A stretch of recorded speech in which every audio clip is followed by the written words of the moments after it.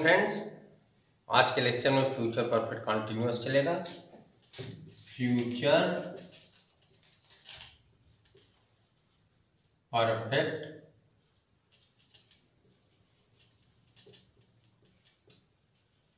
Continuous, future perfect continuous इस काल से विदित होता है कि कार्य बहुत पहले से आरंभ हुआ है और भविष्य में भी जारी रहेगा।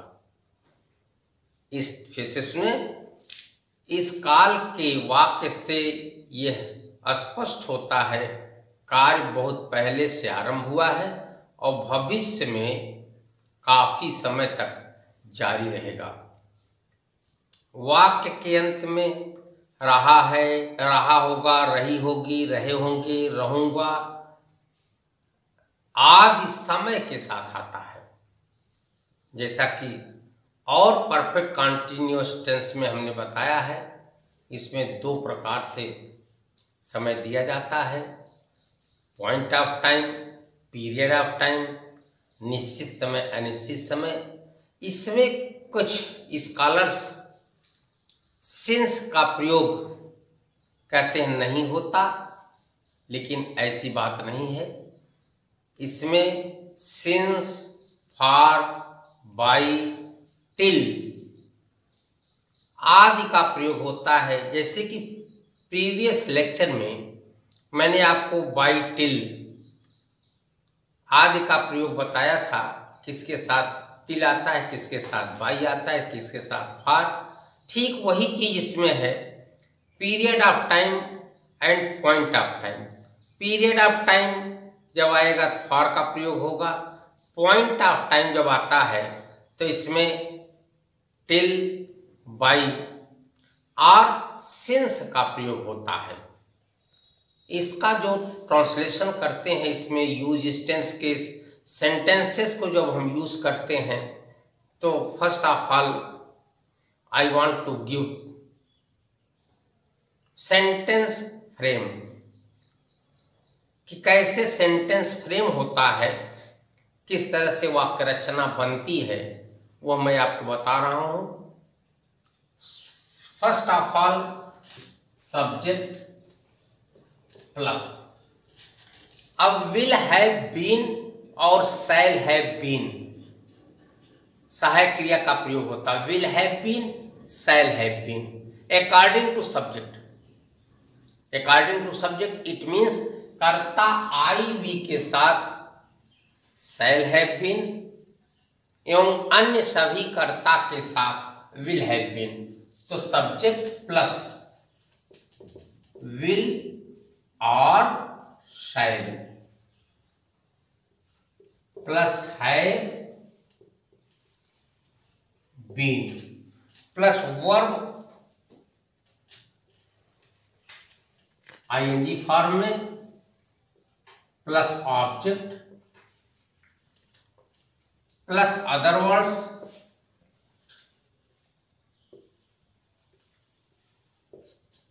Plus since,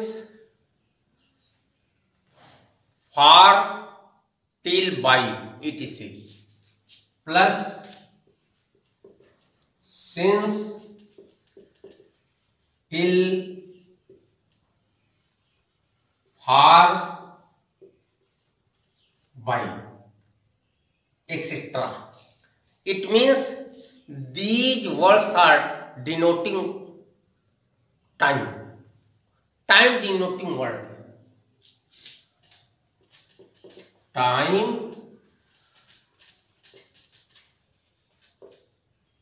word। ये इस तरह से हम बात किया जाता है। अगेन इसको देखें, सब्जेक्ट अफर्मेटिव सेंटेंस है, विल और शैल। विल और शैल का तात्पर्य यह है अकॉर्डिंग टू सब्जेक्ट। यदि सब्जेक्ट आई वी आएगा, आई अथवा वी, तो शैल हैव बीन रहेगा। अन्य कोई कर्ता आएगा तो विल हैव बीन रहेगा। प्लस क्रिया का ING form plus object plus other words, उसके बाद सिंस, जैसा निश्चित समय रहेगा, तक रहेगा तो टिल अथवा बाई का प्रयोग, और अनिश्चित समय पीरियड ऑफ फॉर का प्रयोग होगा। इसका मतलब time denoting words and time, ये टाइम डिनोटिंग वर्ड्स हैं, कोई एक लिखा जाएगा और उसके बाद हम टाइम लिखते हैं जो समय दिया रहता है। फॉर एग्जाम्पल, वह 5 दिन से मुझे गाली दे रही होगी, वह 5 दिन से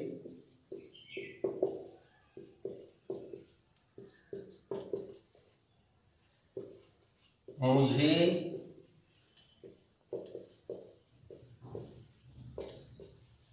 दे रही होगी। अब देखें इसमें वह, it means will have been लगेगा। वह 5 दिन से मुझे गाली दे रही होगी। यदि कर्ता सी है, ही है या आई वी के अतिरिक्त कोई है तो विल हैव बीन का प्रयोग होगा। तो दे रही होगी, सी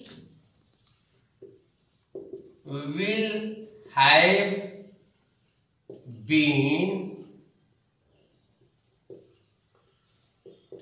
अब्यूजिंग मी 5 दिन से, फॉर 5 days।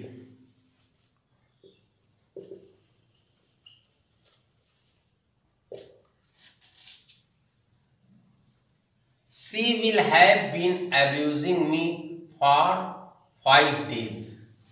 ये देखिए यहां ये टाइम डिनोटिंग वर्ड फॉर आया क्योंकि यह पीरियड ऑफ टाइम था।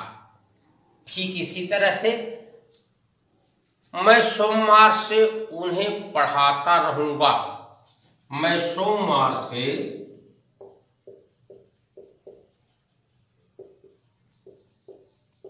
उन्हें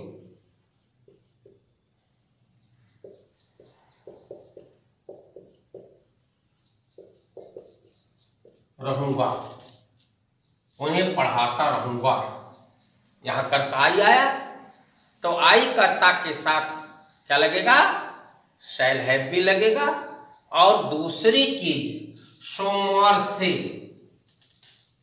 तो इसके लिए सिंस का प्रयोग होगा। तो क्या आई शैल हैव बीन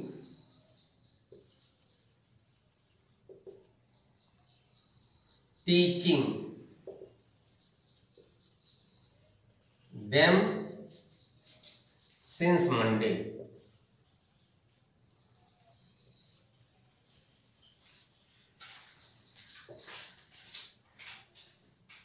ये हुआ यहां I shall have been teaching them since Monday. इसी तरह से यदि निगेटिव सेंटेंस आएगा तो आप इसी वाक्य रचना पर देख लें, कुछ नहीं निगेटिव अगर आएगा तो सब्जेक्ट विल शैल और यही नॉट का प्रयोग हो जाएगा। यदि निगेटिव आएगा तो नॉट का प्रयोग विल अथवा शैल के बाद और हैव बीन से पहले नॉट का प्रयोग हो जाएगा। इस जैसे इसी उदाहरण से मैं देख सकता हूं, वह 5 दिन से मुझे गाली नहीं दे रही होगी। अगर यहां हम नहीं लगा दें, नहीं दे रही होगी, तो सी विल नॉट, यहां नॉट लग जाएगा। She will not have been abusing me for 5 days। ठीक इसी तरह वह 5 दिन से मुझे, नीचे वाला, मैं सोमवार से उन्हें पढ़ाता रहूंगा, मैं सोमवार से उन्हें नहीं पढ़ाता रहूंगा अगर आएगा तो यहां I shall not have been teaching them since Monday. इस तरह से इसका अफर्मेटिव और निगेटिव बनेगा। एक एग्जाम्पल मैं दे देता हूं, मोहन कल शाम से नहीं सो रहा होगा। देख लें, कंफ्यूज जिससे न हो।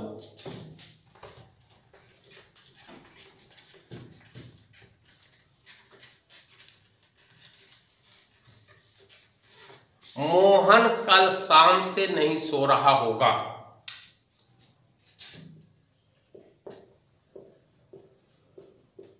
कल शाम से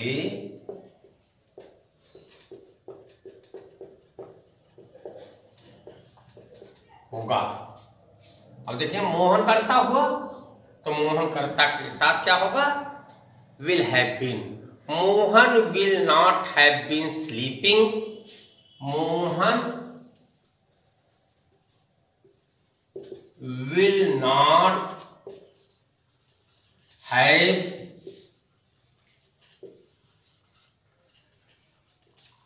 स्लीपिंग, कब से, शाम से। It means tomorrow evening, since लगे क्योंकि ये पॉइंट ऑफ टाइम है, सिंस टुमारो इवनिंग।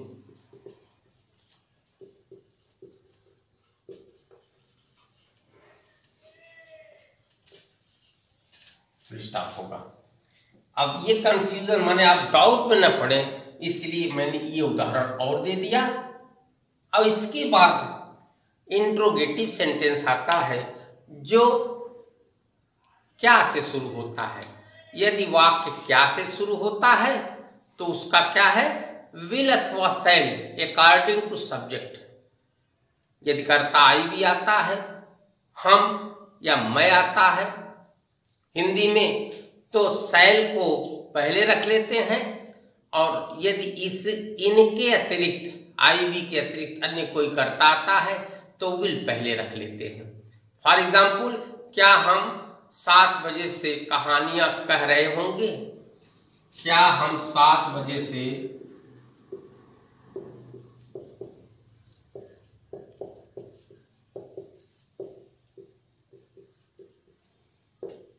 कहानियां कह रहे होंगे,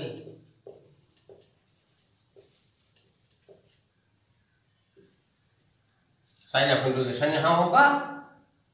क्या हम, तो यहां हम करता आया, इट मीन्स वी, इसलिए शैल पहले रख देंगे। शैल वी क्या कह रहे होंगे, shall we telling story, shall we have been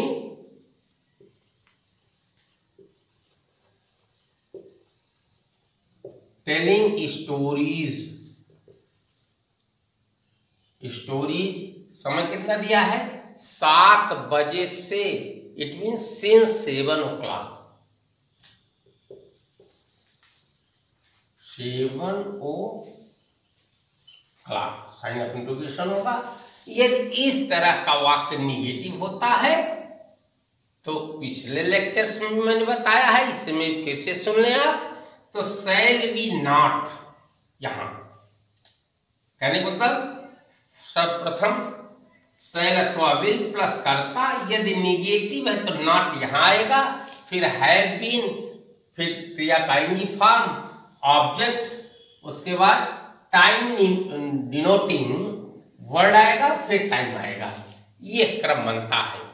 ठीक इसी तरह से यदि WH टाइप सेंटेंस होता है, WH टाइप सेंटेंस मैंने आपको बताया है, कई बार बताया है, इसमें भी समझ लें, यदि प्रश्नसूचक शब्द, यदि वाक्य में प्रश्नसूचक शब्द आता है, कब, कहाँ, क्यों, कैसे, क्या आदि आता है, तो ट्रांसलेशन करते समय इनकी अंग्रेजी वाक्य में सर्वप्रथम लिखते हैं। फॉर एग्जाम्पल, वह 4 दिन से क्या सोच रहा होगा, वह 4 दिन से क्या सोच रहा होगा। अब देखें क्या वाक्य के बीच में आया है, इसलिए व्हाट पहले लिखते हैं। इसकी वाक्य रचना हम देखते हैं, सेंटेंस फ्रेम कैसे होगा इसको हम देख लेते हैं। First of all question word plus will अथवा shall plus subject plus negative है तो not plus have been plus verb ING form में plus object plus other words plus time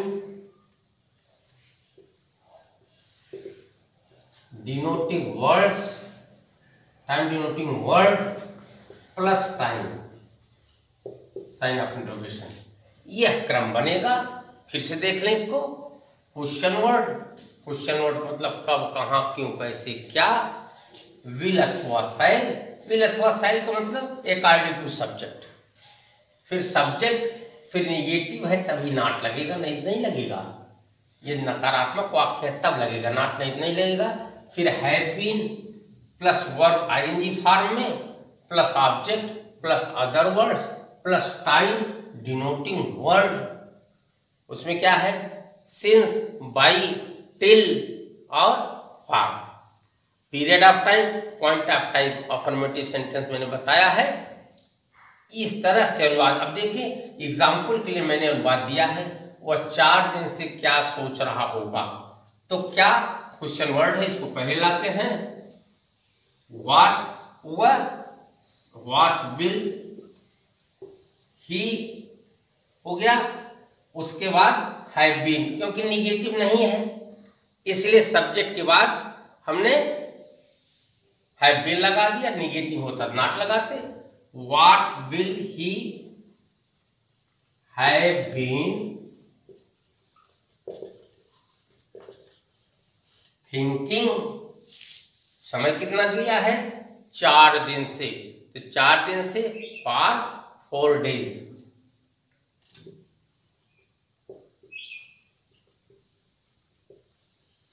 sign of interrogation. इस तरह से एक इसमें या हर टेंस में हमने बताया है, यदि वाक्य में कितना, कितनी, कितने, कौन सा, कौन सी, किसका, किसकी, किसके आता है, तो वह संबंधित नाउन के साथ लिखा जाता है वाक्य के आरंभ में, क्योंकि ये शब्द भी प्रश्नसूचक शब्द हैं। कितना, कितनी, कितने, कौन सा, कौन सी, किसका, किसकी, किसके, ये प्रश्नसूचक शब्द है। किंतु इसमें इतने अंतर होता है, संबंधित नाउन के साथ वाक्य के आरंभ में लिखा जाता है। फॉर एग्जाम्पल, वे स्त्रियां संध्या को कितने घंटे से गाती रही होंगी। वे स्त्रियां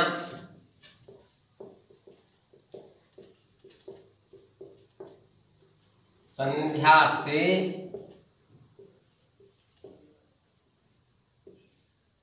कितने समय से गाती रही होंगी, या कितने घंटे से, कितने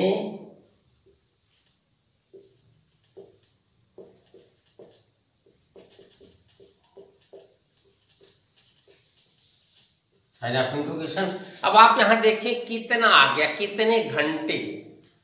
जब कितने घंटे आया तो क्या ये क्या कहते हैं, आवर जो है ये नाउन है और कितने का संबंधित नाउन है, इसलिए फॉर हाउ मेनी आवर्स पहले लिख देते हैं। For how many hours. अब यहां आपको संदेह भी हो सकता है, फॉर पहले आ गया क्योंकि ये टाइम डिनोटिंग है। टाइम डिनोटिंग की वजह से इसको हमने पहले लिखा, लेकिन घंटे दिया है, ये पीरियड ऑफ टाइम है, इसलिए फॉर पहले लिख दिए। Will those women have been, will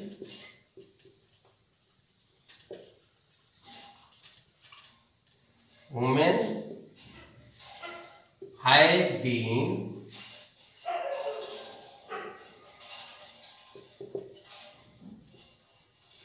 singing. अब देखिए, have been singing in the evening.